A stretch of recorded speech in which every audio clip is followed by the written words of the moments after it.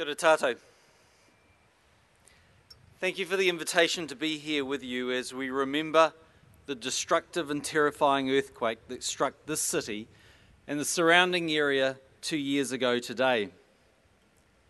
It claimed the lives of 185 people, and because of that, February the 22nd will always be a poignant day for the people of Canterbury. I'd like to acknowledge and welcome here the family and friends of those who lost their lives.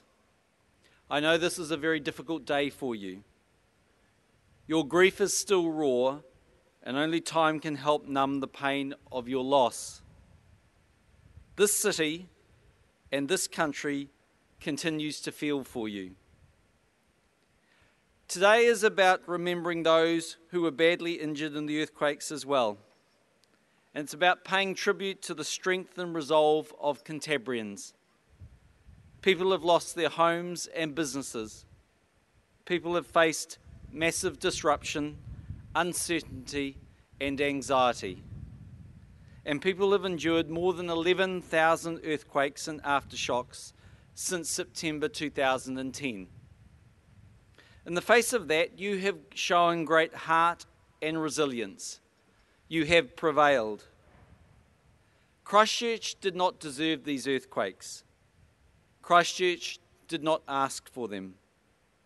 But having endured them, Cantabrians are seizing the chance to build the best city they can on this site.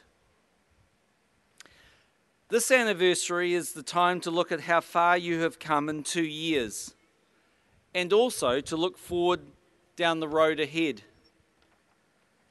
Out of the broken streets which have been likened to a war zone, a new Christchurch will emerge. In just a few years, this will be one of the best and most livable cities in the world. As I look around today, I'm staggered at what is changing and the scale on which it is occurring. Scenes that 3 years ago would have been simply unimaginable are now the daily reality for those who live here. The magnitude of the destruction means it will take some time for the region to fully rebuild and to recover.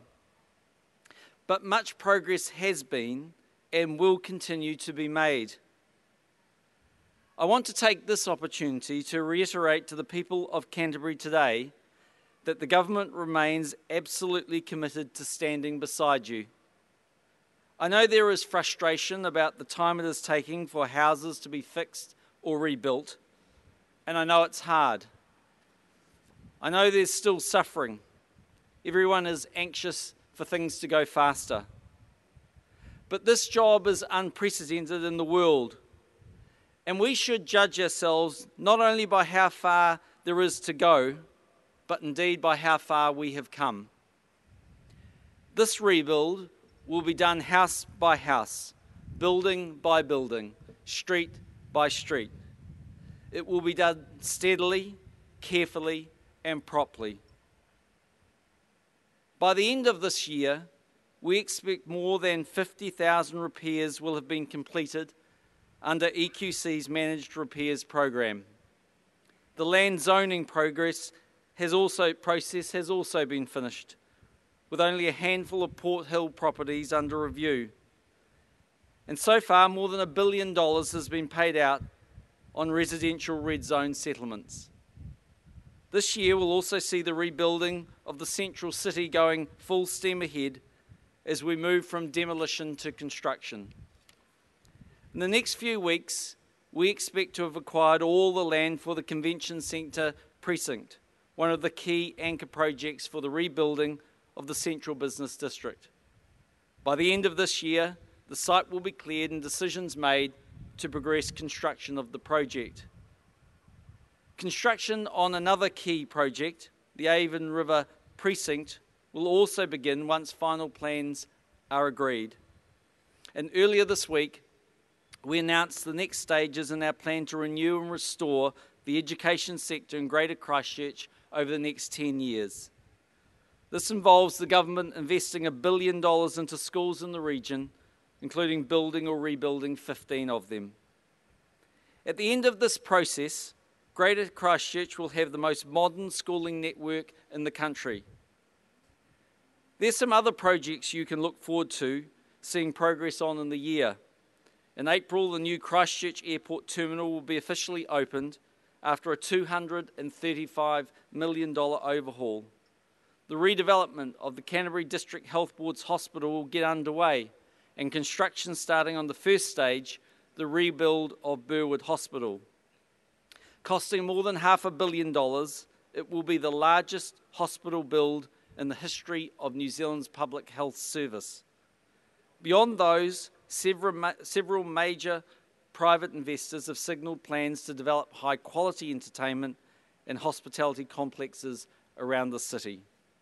They are also competing to build their visions for retail spaces in the CBD. I tell you this because so much is happening, that Christchurch is making progress, that Christchurch is a different city now than it was before the earthquakes, and it will be a different city again by the time the rebuild is finished.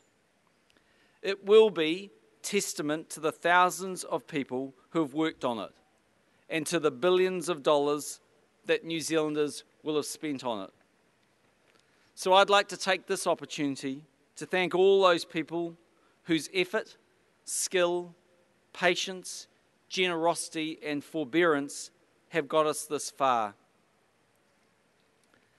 In the past 2 years, I would bet more tears have been shed in this city than in the rest of the country put together. It's been very tough, but I urge you to persevere. Stay strong. We're just about through the worst of it. Better times are ahead as we rebuild a city that we can all be proud of. It will be new and it will be vibrant. It will be young and it will be strong. But it will be a city that, like all of us here today, will never forget the tragedy in its past.